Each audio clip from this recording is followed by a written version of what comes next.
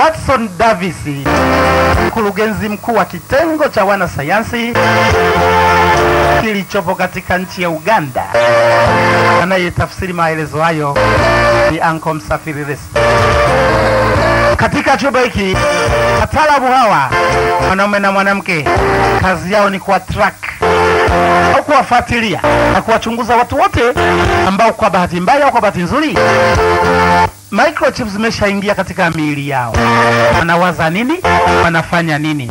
Unapokuwa umeshapachikwa microchip katika mwili wako, bongo wa binadamu au kiumbe chochote ambacho tayari kina microchip, unaweza kuongozwa au kutumwa kufanya chochote bila yeye kujitambua.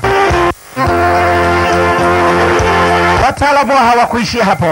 Wameweza kutengeneza kifaa kingine kidogo kinachojulikana kama AmpliChip. Ni kama remote control kabisa. Unaweza kumwendesha mtu yeyote ambaye kwa hiari yake au kwa bahati mbaya bila yeye kujua nayo tayari microchip katika mwili wake. Pia ovu walionayo wataalamu hawa ni kutaka watu wote duniani waendeshe kama kompyuta, watumie wanavyotaka wao. Haya ni mawazo aliyokuwa nayo siku za nyuma kiongozi aliyejulikana kama Henry Kissinger. Kwa ili kuweza kuitawala dunia vizuri na kuongoza watu kawapeleka puta jinsi unavyotaka, watu waendeshwe katika mfumo kama kompyuta au robots. Je, mtazamaji mpenzi, unayo taarifa kwamba ndani ya microchip inayo mawimbi yanajulikana kama AFID kama ya redio. Kila microchip nayo namba yake nyeti, namba ya siri ambayo tayari imesha rekodiwa katika yale makao makuu kama nilivyokueleza, makao makuu ya kompyuta pale Fort Newt, Maryland, Marekani, au pale kwenye Beast. Sasa hivi unapewa taarifa kwamba unapoyapokea maongezi haya sasa hivi au maelezo, idadi ya watu wapatao milioni 60 katika dunia tayari wanatembea na microchip katika miili yao bila wao kujitambua, na wengine wachache wakiwa wamefanya kwa makusudi, wamejitolea muhanga. Ni hatari mambo tulionayo ndani ya dunia katika karne ya 20 na kitu. Sasa hivi tunahamia kwingine, katika nchi inayojulikana kama Dali Space. Hapa kuna nyumba inayofanana kabisa na msikiti juu ya mlima, lakini sio msikiti wala sio kanisa. Hii Dali Space naambiwa iko kilomita 150 kutokea katika mji wa Nevada kule Marekani. Ukiingia chini ya mlima utakuta njia za kupitia chini kuingia ndani ni za matundu. Katika hayo matundu, ukiachana na ule mnara unaonekana kama msikiti au kanisa, lakini unaambiwa kwamba sio kanisa wala sio msikiti. Kwa chini yake, chini ya mlima, kuna matundu au matobo madogo madogo unayoyaona, matundu ya kuingilia. Unapoingia kupitia kwenye hayo matundu na njia mbalimbali zilizozunguka huo mlima katika Dali Space, ndani utakuta kuna giza, lakini bado kuna umeme ndani yake. Unapokuwa tayari umeshaingia ndani kwa ndani, kuna sehemu nyingine ambayo ina mwanga. Hii inajulikana kama chumba namba 5. Katika chumba hiki namba 5 kuna milango kama ipatayo 6. Yote milango inatumia kompyuta. Kihama kutoka chumba namba 5, tasogea mbele kidogo. Katika maeneo nimekwambia yanaitwa Dali Space, kilomita 150 kutoka katika mji wa Nevada kule Marekani. Kisha toka pale chumba namba 5 niliko kueleza kwamba kuna milango 6 na yote inatumia kompyuta. Tunakwenda kwenye chumba kingine, chumba ambacho kina mwanga kidogo pamoja na giza. Hapa pana dishi. Dishi hili la pekee, sio la mviringo kama vile tulivyoyazoea.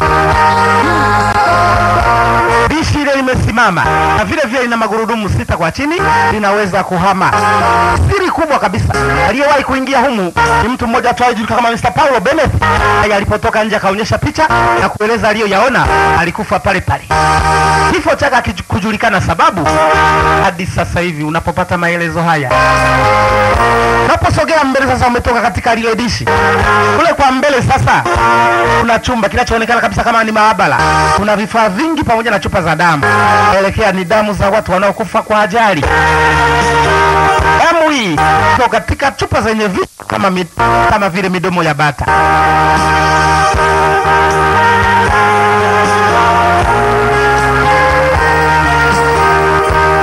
Baadaye unaposogea mbele unakuta kuna ulinzi unaofanywa na maaskari wa Kimarekani. Ameweka doria kali, unashangaza kabisa, na ndio maana tunajiuliza maswali mengi. Kitu gani kinachoifanya Marekani weka ulinzi mkubwa kiasi katika maeneo ya Dali Space? Aliposogea mbele, marehemu Paulo Bennett aliweza kukuta kuna kiumbe huyu kwa kama skeleton, lakini ni binadamu, anaonekana ni mzima. Yuko kwenye pool table, anacheza pool, lakini mipira mitatu anayoitumia kucheza pool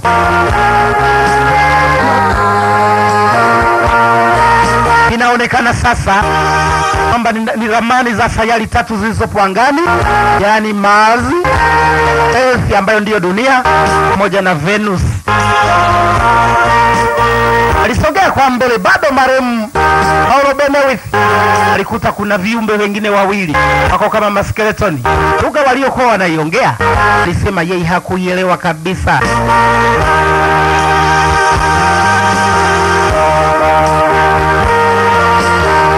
Picha inayofuata unaonyeshwa chombo ni chombo kinachotengenezwa na wale viumbe wanaofanana na maskeletoni. Kiliwahi kupigwa picha ikiwa juu ya bahari ya Pacific. Vyombo hivi vya angani, teknolojia ya wale viumbe wanaofanana kabisa na binadamu, vyombo ambavyo havijulikani vinatumia nguvu gani. Hicho ni chombo kingine, nacho vile vikilipigwa picha ikiwa kule angani, nacho kinatengenezwa vile na wale viumbe. Picha inayofuata ni picha ya chombo kingine, kiko sawa sana vile viwili tulivyoviona pale mwanzo. Kiliwahi kuharibika kikapata ile trafiki kikiwa kule juu angani, kikawa kinapoteza uelekeo, kikawa kinaenda ovyo ovyo kutaka kuiangukia dunia, huku kinawaka moto, lakini hakikuungua kabisa. Kilianguka kule katika maeneo ya Roswell, iliyoko New Mexico, Marekani. Walipoingia waokoaji ndani ya chombo kile, alikuta viumbe wawili. Mmoja alikuwa tayari ameshakufa na mwingine alikuwa bado hajafa. Aliyekuwa hai alikimbizwa moja kwa moja hospitali, ila mwisho wake haukujulikana hadi leo. Sasa kuna jambo jingine lililowahi kujitokeza mwaka 2007 kwa maeneo ya Australia. Kilishuka chombo kama kile ndani na ufuko wa bahari, wavamia watu waliokuwa wamekwenda picnic kule. Walitoka viumbe wawili kama hao wanaofanana na skeleton, kawakamata watu wawili, kuwaingiza kwenye chombo, waliwateka na kuondoka nao. Chombo kila hakikuishia hapo, kikiwa kinatumia mwanga wake wa ajabu ambao ni laser beam. Kilimuinua ng'ombe mmoja wapo katika kundi lililokuwa jirani, ikampaisha juu, ikamuingiza katika tundu lililopo chini ya kile chombo, kuondoka naye pamoja na wale wanadamu wawili. Hadi sasa hivi, mpenzi mtazamaji, ndugu yangu mpendwa, tunapokupa maelezo haya, hatujajua viumbe hawa ni teknolojia gani walionayo na nguvu inayotumika na vyombo vile. Hilo tukio lilitokea tarehe 4 mwezi Agosti mwaka 2007 ni kule Australia. Katika picha iliyopo mbele yako, hicho chombo cha wataalamu kutoka katika shirika la NASA la Marekani, wakiwa katika harakati za kutaka kuigiza teknolojia ya wale viumbe. Liumba chombo hiki, lakini chombo hiki lifanana kabisa na vile vyombo vya aina ya ungo, lakini chenyewe kilikuwa kina tofauti ya magurudumu. Kina magurudumu 6 kila sehemu zenyewe zikiwa 3. Unazidi kuonyeshwa kituo cha kijeshi, kituo ambacho Marekani inazidi kukitumia katika zile harakati za kutaka kuiga zile teknolojia ya wale viumbe. Mwaka 2003 Marekani iliweza kuzitumia hata zile ndege aina ya BQ Spirit bomber ilipokuwa katika vita na Iraq. Haya yote yanafanyika katika makao makuu ya jeshi la Marekani, Area 51, kama unavyoonyeshwa katika maeneo ya Area 51 ambako ni makao makuu ya kijeshi. Kuna siri nyingi, siri ambazo Marekani haipendi kabisa zijulikane duniani.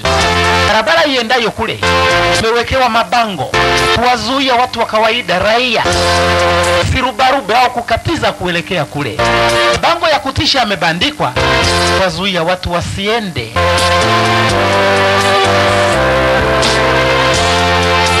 Picha inayofuata mbele yako unaonyeshwa chombo. Kile chombo kinachofanana kama ungo cha wale viumbe. Hiki kiliwahi kuonekana nchini Canada mwaka 2007. Kina rangi mbili, rangi ya kijani na rangi ya blue. Kuna tukio jingine liliwahi kutokea, ni tukio la kutisha kabisa. Ndege moja ya wanajeshi wanamaji wa Marekani inayojulikana kama Navy plane Piper namba BA463110 iliwahi kuandamwa na hivi vyombo. Kimoja kinaifukuza kwa juu, kingine kiko chini. Ndege ilisalimika kibahati bahati, kaenda kutua katika base yake katika manual ilikokuwa imetoka.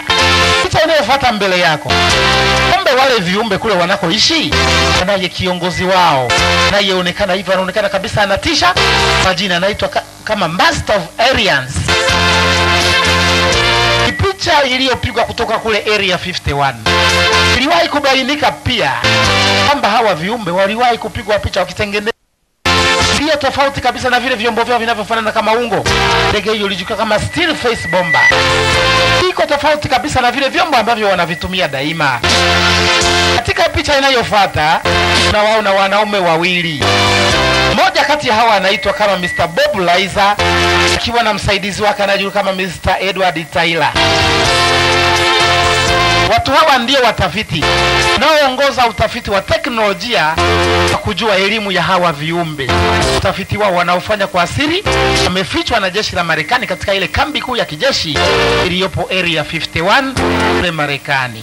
Picha sasa tatu utakazoziona mbele yako unaonyeshwa vyombo na mitambo ya aina mbalimbali wanavyovitumia wataalamu wale kizidi kutafiti teknolojia ya hawa viumbe. Haya yote Marekani inayafanya ili kuweza kujiongezea nguvu za kijeshi na uwezo wake wa kivita. Hivyo sasa ieleweke kwamba kule katika Area 51 hapo viumbe wanaohifadhiwa na Marekani, Marekani inawatumia kupata teknolojia ya ajabu ajabu. Katika picha iliyopo mbele yako tunaonyeshwa chombo kingine kiko kama dishi, kiliwahi kupigwa picha ikipita karibu sana na dunia ikiwa katika kasi ya kutisha. Hii yote ni teknolojia ya wale viumbe. Hapa unazidi kuziona siri za Marekani. Tunaonyeshwa kule katika Area 51 pamoja na Dallas Space. Marekani imeweka wataalamu wanaotengeneza silaha za kijeshi. Wameunda silaha nyingi za kijeshi pamoja na ndege za aina mbalimbali. Kwa mfano ukiangalia ndege hiyo inafanana kabisa na helikopta tulizozizoea, lakini ndege hii ni hatari kabisa na unaambiwa haiendeshwi na binadamu. Unaporudi sasa upande mwingine tunaambiwa hata zile fashion wanazozishabikia na kuzipenda kina mama, kumbe nazo hizi fashion zimebuniwa kutoka kule kuzimu, kule underground. Lakini kina mama wanazipenda, wanavaa na wanashabikia. Mambo ya hatari tulionayo duniani. Viumbe hawa wasioeleweka bado vizuri hapa duniani wana ukaribu wa siri kabisa na Marekani, kiasi kama waliwahi kuizawadia Marekani picha ya piramidi ambayo hapo kwa juu kuna jicho kama tochi ambalo linaonyesha kabisa kwamba linaimulika dunia nzima. Marekani katika kutaka kulienzi na kulitukuza hilo, wamebandika picha hiyo ya piramidi katika noti yao ya dola. Amebandika picha hiyo kuonyesha nguvu na uwezo walionao. Ukichunguza barabara noti hiyo ya dola moja kwa nyuma, mkono wa kushoto utaona kuna picha ya piramidi. piramidi hiyo waliozawadiwa wale viumbe wanaowatunza katika maeneo ya Area 51 na Dar Space. Sasa hivi tunahamia katika sehemu nyingine. Profesa Watson Davis atupeleka katika sehemu nyingine inayojulikana kama Barmuda Triangle. Sehemu hii unaambia kwamba imegubikwa na mambo ya hatari, mambo ya miujiza, mambo ya uchawi, vitu vingi vya kutisha. Inajulikana kama Barmuda Triangle. Kuna hata namba za mawasiliano ya siri katika eneo hili la kutisha. Kwa mfano, unaambiwa ukipiga simu inayoanza na 0752 kaweka 6 mara 16, ukipiga simu hiyo itakwenda hadi moja kwa moja Barmuda Triangle, itapokelewa na shetani. Hiyo utakapoisikia sauti utakuwa unaongea na shetani katika lugha yako. Unaambiwa ukitaka utajiri, lakini utajiri wa kishirikina, piga simu kule kule anza na 0772 555 mara 15. Hapo unaambiwa utakuwa unaongea na mtu atakayekuwezesha kupata utajiri, lakini utajiri wa kishirikina.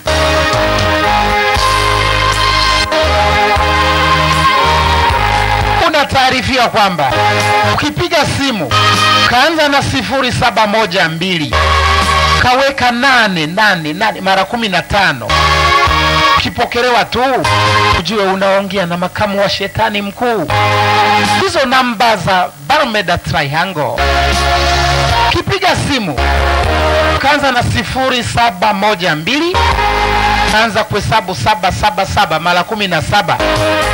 Namba hiyo naitumia sana baadhi ya wachungaji, viongozi wa makanisa fulani ili wapate uwezo wa kutenda miujiza duniani, kwa mfano kuponya watu, kuua na kadhalika.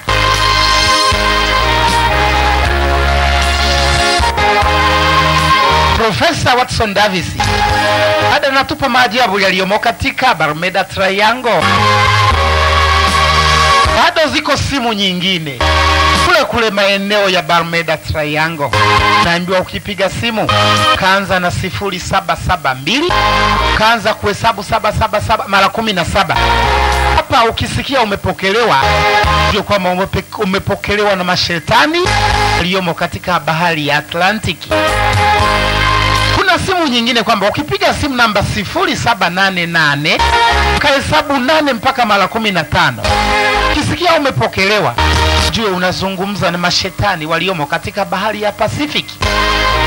Ukipiga namba 0712 kaanza kuhesabu 1 mpaka mara 15. Ukipokelewa, utapokelea na watu waliomo katika maeneo ya Dar Space, kule kwenye shimo ulikoonyeshwa pale mwanzo.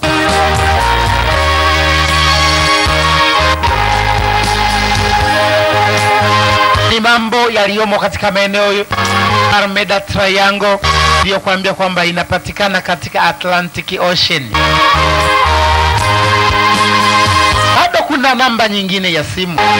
Naambiwa ukitaka kupata mafunzo ya kompyuta kutoka huko kuzimu, dini kabisa ya bahari zote, wewe piga simu anza na 0772 afu weka 333 mpaka mara 15. Na iwapo wewe ni mtu wa muziki au ni muimbaji, nataka kuwasiliana na waimbaji waliopo kule chini baharini kuzimu, piga simu anza na 0772 7444 mpaka mara 15. Utawasiliana na utapata utaalamu wa kuimba na kupiga muziki kutoka kule kuzimu. Elimu tunaipata kutoka Profesa Davis Watson.